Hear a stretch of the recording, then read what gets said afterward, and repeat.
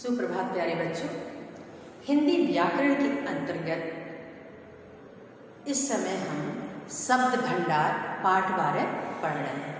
शब्द भंडार के अंतर्गत अभी तक हमने पर्यायवाची शब्द पढ़ा, विलोम शब्द पढ़ा था, वाक्यों के लिए एक शब्द पढ़ा था, यानी वाक्यांशों के लिए एक शब्द पढ़ा था। आज हम पढ़ेंगे अनेकार्थी शब्द। हमने पर्यायवाची शब्द पढ़ा था। पर्यायवाची शब्द में एक ही शब्द के समान अर्थ होते हैं, यानी अगर हमने जल था तो जल का नीर, पानी, यानी समान अर्थ वाले शब्द पढ़े थे। लेकिन यहाँ आज हम पढ़ेंगे अनेकार्थी। एक ही शब्द है, उसको वो शब्द अलग अलग अर्थ देने वाले शब्द होते हैं। जैसे इसमें दिया है, नेताजी को फूलों का हार पहनाया गया। हार मतलब क्या हो गया? माला। नेताजी को फूलों का हार पहनाया गया, हार मतलब माला हो गया। और राम रावण युद्ध में रावण की हार हुई। हार मतलब पराजय, पराजय युद्ध में जो हार हुई। एक हार का मतलब गले में पहनने वाला हार, और दूसरे हार का मतलब हो गया पराजय। इस तरह हमको एक अनेकार्थ, एक शब्द के अनेक अर्थ वाले शब्द को पढ़ना है। इसको जिन शब्दों से दो या दो से अधिक अर्थ होते हैं उन्हें अनेकार्थी शब्द। ऐसे शब्द जिसके दो या दो से अधिक अर्थ होते हैं, मीनिंग उसका यूज करने का तरीका अलग अलग हो। जैसे हार शब्द को हमको यूज करना है, तो मैंने उसको हार पहनाया यानी माला, और मैंने उसको हरा दिया, वह खेल में हार गया, यहाँ पराजय की बात हुई। इसी तरह जो जिस शब्द के दो या दो से अधिक अर्थ होते हैं उसे अनेकार्थी शब्द कहते हैं। अनेकार्थी शब्द किसे कहते हैं? जिस शब्द के दो या दो से अधिक अर्थ होते हैं उसे अनेकार्थी शब्द कहते हैं। बच्चों, कोई भी चीज़ पढ़ने के साथ साथ उसको याद भी, समझने के साथ साथ उसको याद करना भी जरूरी है। आप अगर अनेकार्थी शब्द पढ़ रहे हैं, पर्यायवाची शब्द पढ़ रहे हैं, विलोम शब्द पढ़ रहे हैं, इसकी डेफिनेशन आपको याद करना है। ये नहीं कि उसकी परिभाषा नहीं याद करनी है। परिभाषा याद रहेगा तो समझने में आसानी रहेगी, और आपका परिभाषा एग्जाम में आता भी है तो आपका एक क्वेश्चन भी तैयार हो जाएगा, जिसको आपको पढ़ने में आसानी रहेगी, समझने में एग्जाम के समय तैयारी करने में आसानी रहेगी। अब हम कुछ अनेकार्थी शब्द को पढ़ते हैं। जैसे फल, खाने वाला फल, जैसे आम, सेब, केला, अमरूद, कुछ भी। और परिणाम, जैसे मैंने कल फल खरीदा, यानी खाने के लिए लिया।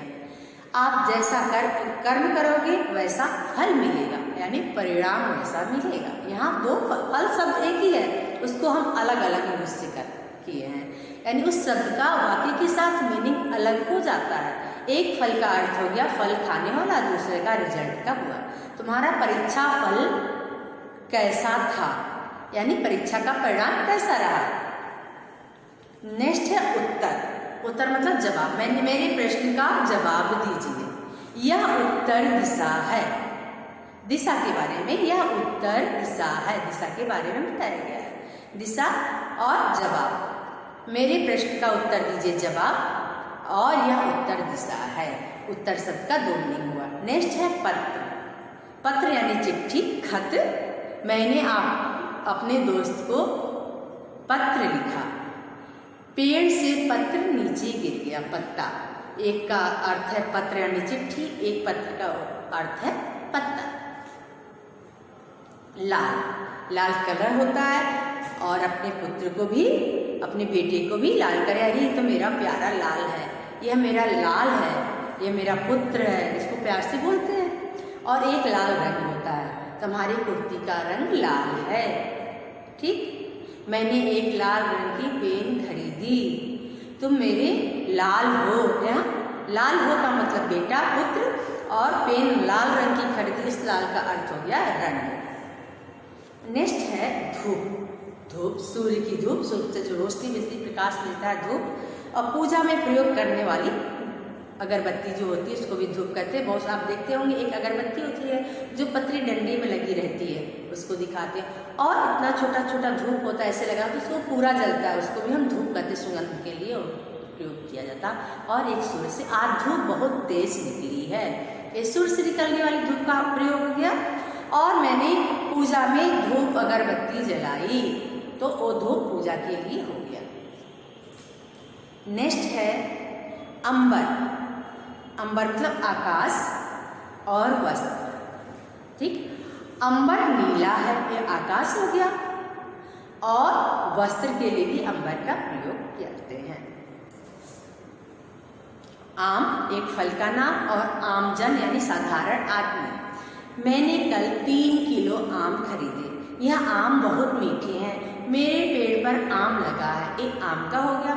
यह आम रास्ता नहीं है, वह आम व्यक्ति नहीं, ये साधारण से मतलब होगा। आम रास्ता मतलब साधारण लोगों के लिए नहीं है। आम व्यक्ति यानी वह आम व्यक्ति है, खास व्यक्ति नहीं है। नेक्स्ट है कल। कल यानी आने वाला कल या बीता हुआ कल, और मशीन। मेरा कल खराब हो गया है, इसके कल पुर्जे खराब हो गए हैं, फिर मशीन के मतलब होगा। और कल मैंने पिक्चर देखी। कल मैं विद्यालय नहीं गया था। इस तरह सेंटेंस सब बनाएंगे तो अलग अलग अर्थ निकलेगा। नेक्स्ट है भाग, हिस्सा लेना या भागना। मैं खेल में भाग लिया। निबंध प्रतियोगिता में मैंने भाग लिया, और खेल के मैदान से मैं भाग गया। मैंने खेल में भाग लिया और खेल के मैदान से मैं भाग गया। यहाँ भागने का मतलब निकल के बाहर चले जाना, और भाग लेने का मतलब पार्टिसिपेट करना। सुर, सुर मतलब देवता, और स्वर। देखिए सुर लोग यानी देवलोक। स्वर, उसका सुर बहुत अच्छा है। लता मंगेशकर का सुर बहुत अच्छा है, वह बहुत अच्छा गाना गाती हैं। तो यहाँ सुर का मतलब आवाज से हो गया, और सुर लोक यानी देवलोक, देवता से मतलब हो गया। कुल, कुल मतलब योग और वंश। इन सारे नंबर का योग इतना है। यहाँ आपका किससे मतलब हो गया? जोड़ से मतलब हो गया। और राम सूर्यवंशी थे, सूर्य कुल के थे। राम के कुल का नाम सूर्यवंश था। यहाँ कुल खानदान या वंश से मतलब हो गया। मत यानी वोट देना और मना करना, यह काम मत करो। मैंने भाजपा या कांग्रेस या इस पार्टी को या इस व्यक्ति को वोट दिया। कुल इतने मत पड़े, वोट पड़े। यह काम तुम वोट देने मत जाना। तुम मत देने मत जाना यानी वोट देने मत जाना यानी नहीं। हल, खेती में काम करने वाला और किसी चीज का उपाय निकालना, हल खोज लेना।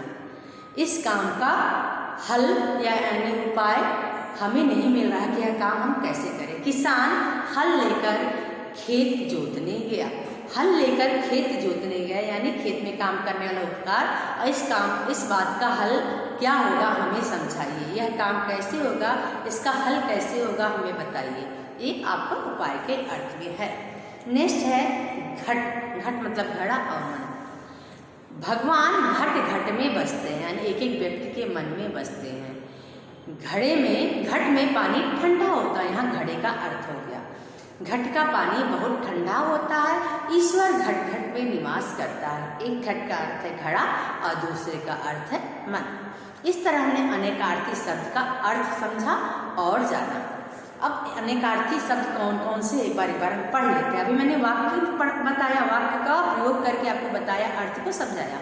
अभी क्या कर रहे हैं, बस पढ़ रहे हैं। फल, खाने वाला फल, आम, सेब आदि। परिणाम, दूसरा अर्थ है इसका परिणाम। उत्तर, जवाब, दिशा। पत्र, चिट्ठी, पत्ता। लाल, पुत्र, एक रंग। धूप, सूर्य की धूप, पूजा में प्रयोग होने वाली धूप। अंबर, आकाश, वस्त्र। आम, एक फल का नाम, साधारण।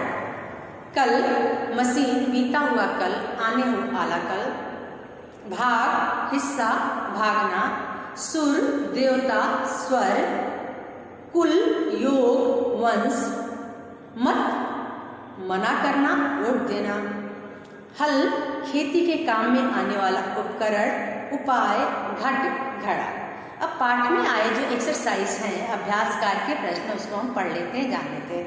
पहला प्रश्न है, परीक्षा में मधुर के कुल मिलाकर 90% अंक आए थे।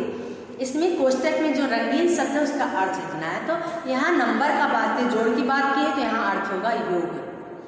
श्री राम रघुकुल के थे। यहाँ कुल का मतलब खानदान से है, खानदान वंश।